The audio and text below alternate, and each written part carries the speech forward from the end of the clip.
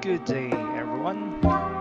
Here's the part 2 or day 2 of Mio restoration. So, ito yung day 2 na pagkakuha nitong motor, and I have it checked with Chawrx. Cha is my friend and college classmate. So, trusted mechanic ko yan. Even also his father. And ito yung pina-check ko agad mechanically, of course. Change oil and panggilid. Pinasilip ko na siya since magbubuklat din naman.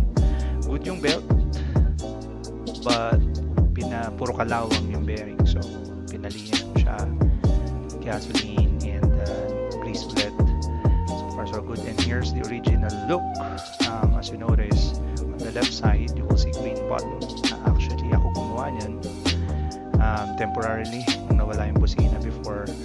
So, yung volt, sira rin. Yung start switch, sira din. So, tinanong ko yung si Cha, and then they decided to replace the switches. So, bumili ako ng kapalit. So, ito yung footage where nire-rewire. So, gumana lahat, na-correct lahat. Inalis yung mga dead part. And then, ito yung footage also na nilinis ko habang nakabukas habang nakatanggal kasi puno siya ng putik. It's either pinasok siya ng baha or dahil walang tapalodo. So, ganyan ko siya pinatuyo. So, here's the final result or the result after the fix. Inulit ko rin siya since hindi ako masyadong mabilisan yung gawa. Nirewire ko rin siya.